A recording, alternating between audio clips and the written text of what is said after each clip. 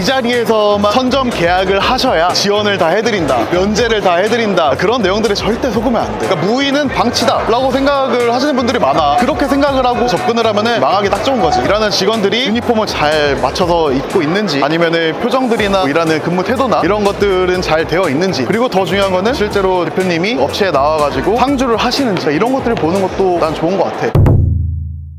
어떠세요? 여기 지금 하겨울역 박람회장인데 어떤 이유로?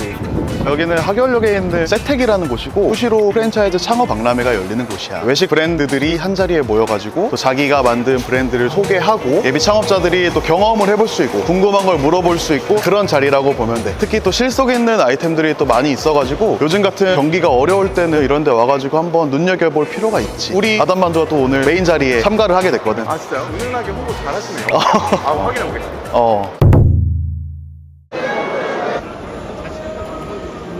어떠세요? 들어오자마자 바로 앞에 있네요. 아담만두. 나 빨리 상담을 가야 될 것 같은데, 이 줄은 뭐예요? 이제 우리 아담만두의 메인인 굴림만두하고 교자만두, 이렇게 두 가지를 직접 만들어가지고 이제 시식을 하고 있어. 그럼 이제 예비 창업자분들이 시식도 직접 하고 상담도 받으실 수 있게끔 준비를 해놓으신 거예요? 그치?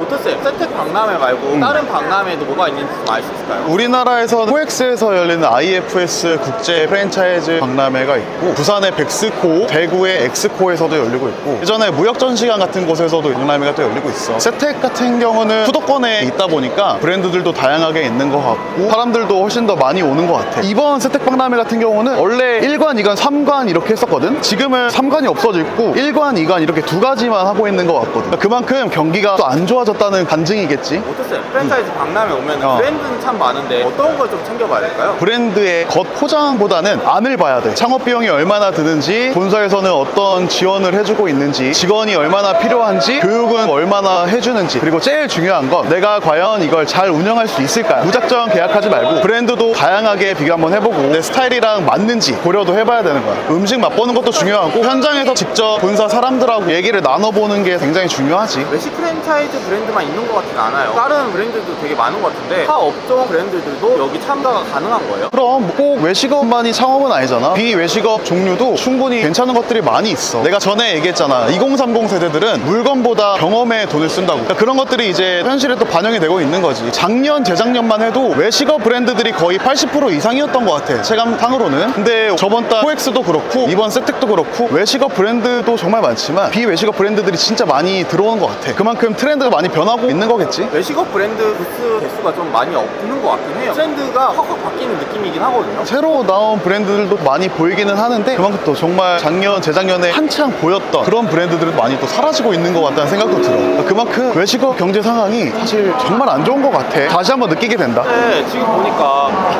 말씀하신 것 치고는 아담만두는 줄이 너무 많거든요. 이거 어떻게 된 거예요? 그러네. 우리만 이렇게 사람이 많네. 이거 섭외한 거 아니지? 아니 제가 그런 돈이 있었으면 한골 돌렸죠. 사실 그것보다도 아담만두 같은 경우는 내 브랜드지만 유행을 타지 않는 아이템이잖아. 일단 누구나 좋아하는 서민 음식이기도 하고, 만두 싫어하는 사람이 어딨어. 근데 그만큼 또 만두 가게 프랜차이즈 중에 우리 아담만두만큼 체계를 잘 갖추고 있는 그런 브랜드들이 많이 없는 것도 사실이야. 그래서 사람들이 아담만두에 주목을 하고 있는 것 같아. 근데 못했어요. 이렇게 대놓고 안 광고 하면은 진짜 이탈해요. 보이는 게 정답이야. 아 그렇죠. 뭐 거짓말은 아니니까. 우리 팀장이야. 안녕하세요. 방송 욕심이 좀 있어가지고 지금 한번 인사 한번 나눠. 안녕하세요. 팀장님이세요? 네, 아담만두에서 기획팀장으로 하고 있는 박재현입니다. 제가 지금 유토쌤하고 인터뷰 하면서 보고 있는데 줄이 엄청 많거든요. 줄 세기 알바 쓰신 건 아니세요? 저희는 그런 거 없고 항상 행사에 나오면 줄이 너무 길어서 고단하게 일하고 갑니다. 상담 문의도 많이 해주시고 계신가요? 계속 진행 중이고 되게 반응이 긍정적이라서 너무 다행이라고 생각하고 있습니다. 지금 뭐 상담 문의도 많다고 하는데 어떠신 것 같아요? 우리 팀장이 또 가맹 계약 이번에 3일 동안 30개 정도 계약 체결을 한다고 하더라고. 큰 소리 뻥뻥 쳤는데 가능한 거지? 대표님 지금 시작한 지 2시간밖에 안 됐는데 너무 부담 주시는 거 아니에요? 파이팅 하자.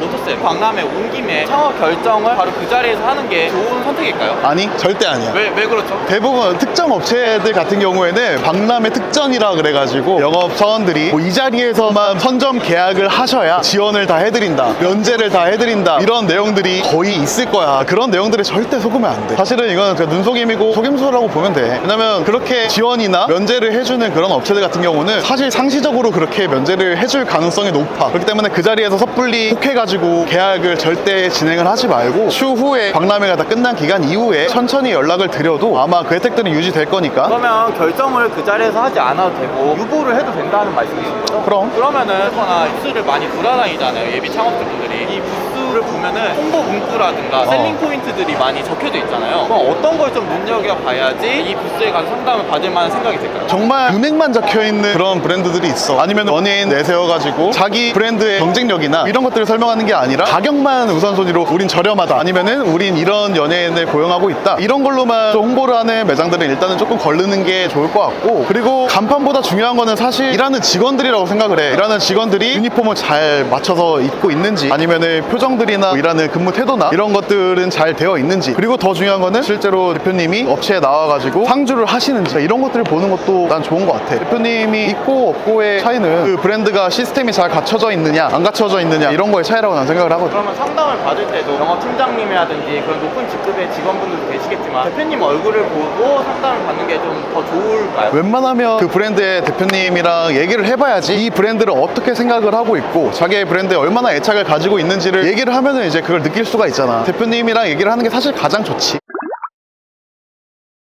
근데 모토쌤, 카페 브랜드들도 수가 되게 많은 것 같아요. 감성 있는 구치동 카페 창업 이런 건 되게 이제 조심해야 된다고 얘기를 했잖아요. 그래도 여전히 카페 창업 수요는 좀 있는 것 같거든요. 카페 창업은 단연 1등이야. 그거는 변함이 없어. 그래요? 그럼 카페 창업은 사실 많은 사람들이 오해하는 게 정말 또 쉽다고도 생각을 하기도 하고 특별한 전문 지식이 없이도 오픈이 가능할 거라고 생각하는 분들이 또 많은 것 같아. 그래서 단연 1순위고, 그리고 일단 좀 로망이 있잖아. 아무래도 저도 카페 알바 이런 거 되게 하면 재밌을 것 같긴 하거든요. 근데 카페 창업 관련해가지고 여기 세텍 창업 박람회에 온다? 이거는 나는 조금 비추. 왜요? 카페 창업 쇼나 아니면은 카페 앤 베이커리 페어 이런 것들도 많이 있거든. 그런데 가면은 훨씬 더 비교 분석하기도 좋고 다양하게 맛도 볼 수 있고 한데 굳이 카페를 보려고 세텍 창업 박람회로 온다? 그거는 조금 시간 낭비 아닐까 싶어. 다양하지가 않으니까.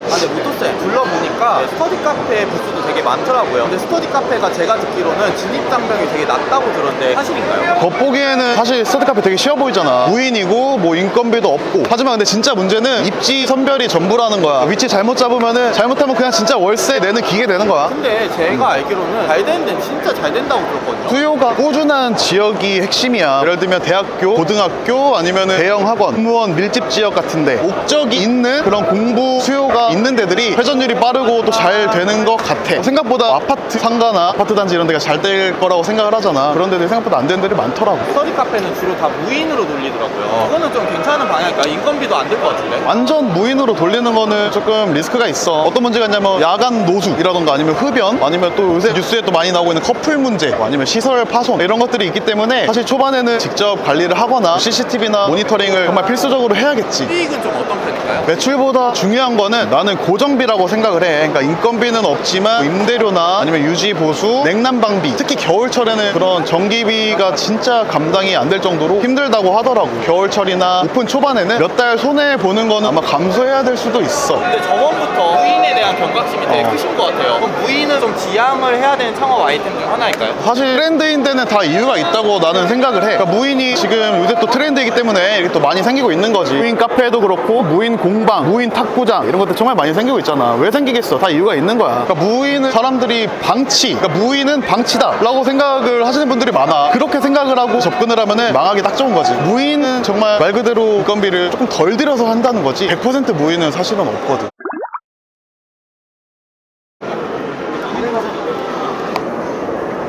뭐 하고 계신 거야? 방금 예비 점주님들 미팅 있어가지고 상담을 끝냈어. 상담 준비하고 계셨군요. 그치. 그럼 모토쌤, 그러면 예비 창업주분들이 이제 상담 받으실 때 꼭 여쭤봐야 되는 것들이 뭐가 있을까요? 그러니까 먼저 초기 투자 비용이랑 운영비 등의 구조를 먼저 꼼꼼하게 따져봐야겠지. 그러니까 단순한 비용 외에도 인건비도 있을 거고 렌탈 비용 같은 것도 많이 들 수도 있어. 그런 숨은 비용이 있는지 없는지도 또 잘 찾아봐야 되는 게 관건이야. 그리고 본사의 지원 프로그램, 창업 전후의 교육, 컨설팅, 마케팅, 지원 등이 어떻게 이루어지고 있는지 잘 따져봐야겠고, 실제 운영 경험이라던가 아니면 매출 데이터, 시장 내 경쟁력이 있는지 없는지 그런 것들도 구체적인 수치를 한번 무조건 들어봐야겠지. 그러니까 내가 이 브랜드를 내 라이프 스타일과 적성에 맞게 운영을 할 수 있을까 없을까 이것도 따져봐야 돼. 그러니까 그런 것들을 스스로 점검할 수 있는 능력을 키워야겠지.